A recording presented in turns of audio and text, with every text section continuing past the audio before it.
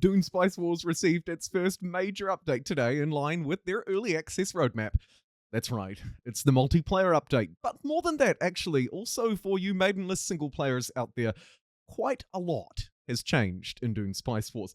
First and foremost, though, it's important that we probably talk about multiplayer because it is the headline change of this update. You can see what the lobby looks like if you're setting it up, or perhaps just trying to jump into a random game with some random people. It's entirely up to you. The system seems fairly fluid, fairly easy to use, and I haven't encountered any issues with it so far. Although it's important to note, of course, that the update only released this morning, so there's plenty more to test where that came from.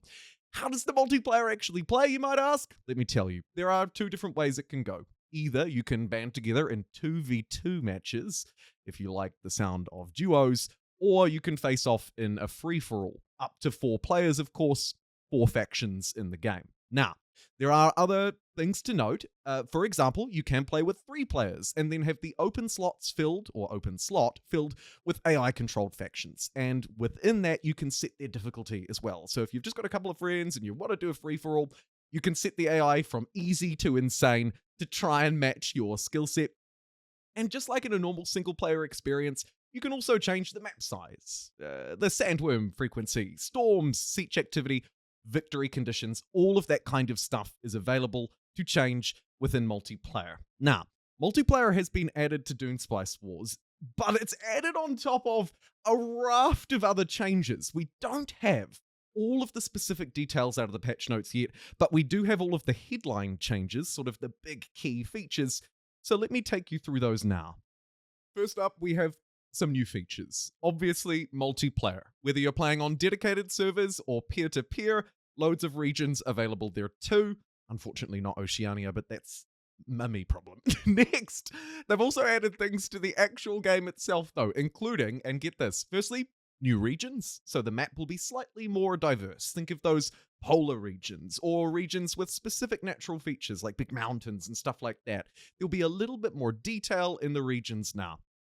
Furthermore, there are also new resolutions added to the sort of political setting of the game. So the Lansard Council, that kind of thing. You will see more resolutions available, whether it's to do with units or technological developments or interactions with other players. That system has been slightly buffed out. We also have new events, those little things that appear over in the top left there. See, I'm just clicking on one now. More events are available in the game, which generally means different rewards are on offer. Some of them also have branching paths, so there is a little bit of storytelling in how you follow them. Although, of course, it's important to note that in Dune Spice Wars, as a sort of a real-time strategy game, these events don't necessarily relate to, say, a story arc in the game, but rather sort of different rewards to help you sort of bend and move your playthrough in different styles. We also see new Underworld Headquarter buildings. I tried to test this one. I'd like to know if you did, because I couldn't find them. Maybe that's just a me problem. Again, I'm not 100% sure about that one. I'll get back to you if I do find them in the comments below, but I couldn't find them in my initial testing. We also have new building illustrations, which might not sound like a lot, but you can see here when I'm mousing over the villages and sort of choosing what to build, the entire artwork for all of them has changed, and in my opinion, it looks clean and it looks fresh, but it doesn't fundamentally change the actual gameplay. And finally, this new feature is one that I've seen loads of people rave about, and I'm quite glad it's in the game too. It's a fairly simple one. Confirmation before attacking a siege. Basically, it was very easy, at least for me, and seemingly others as well, looking through the forums, to accidentally fight the Sietches, those independent tribes, neutral barbarians, whatever you want to relate them to from other strategy games. It was very easy to accidentally fight with them if they were moving around the map, or even if they were just within a territory and you were moving your units in. Now, there's a confirmation before attacking them. Again, is this a massive game-changing feature? Maybe not, but it can have really serious ramifications, particularly if you've been working up an alliance with them. You don't want to waste all of that progress, for example. Those are the key new features added into Dune Spice Wars from this update. Of course, multiplayer was the headline one, but between the new regions and some changes to the political resolutions, events, building illustrations gives the game a slightly different feel, and that confirmation before attacking a siege is absolutely wonderful. However, it's not just new features that have been added in this update. There's also a variety of reworks. And when I say a variety, I'm really talking about every single facet of the game. Let's discuss what they've reworked, rebalanced, dare I say, in this update. So the reworks. Firstly, the development tree, the technology tree in Dune Spice Wars has been reworked. You'll see that in the video. I bring it up multiple times. I think this has largely been made a little bit more easy to unlock, easy to progress through, and perhaps brought in line with sort of more multiplayer settings. This is just my initial reaction to it. I've noticed faster research times and also a more customized tree for each faction as well. Not overwhelmingly game-changing. There were already, say, specific technologies or developments for specific factions in the game. However, they have sort of fleshed it out a little bit more, and so far, so good. Now, Harkonnen's units also saw a particular focus, a nerf and a rework around the edges to try and bring the overall power level, I suspect, in line with the rest of the factions. Now, of course, Harkonnen will always have a slightly more sort of authoritarian militarist style to it, but I think that they've just toned it a little bit to align it with the rest. We'll have to sort of test this and push this through a little bit more as we go through after this update, but so far, it seems so good. A few other things that were specifically reworked here that they've mentioned are the Wrecker unit. Nice to see. The splash damage and stuff like that was a little bit overwhelming. I'll be interested to see the specific numbers that have been tweaked on the Wrecker, but it is nice to see it's changed. I'm playing around with it a little bit in this video. And also the militia aggro system has been reworked. Now, more broadly, they've noted that they've improved the AI. This is really difficult to judge. And without any specific details, they haven't released any on exactly what they've done. It's too hard to say.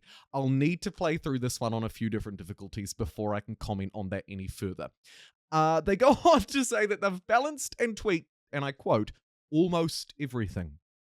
This is a little bit difficult to quantify, as you can imagine, but as I assign my agents in the espionage menu, I note that certain things like the Chome reward has gone up a little bit, small numerical changes around the edges to just lift the power level up of certain things and drop it of others. You'll probably note that as you go through. I noticed it in particular in the development tree, of course, as we've noted it, that's been significantly reworked, but also in some of those other elements as well. Like the events, like the Harkonnen units, another fantastic example. Moreover, we've seen a few other things be reworked, a couple of them slightly controversial, and I've noticed this on the discussions in the forums as well.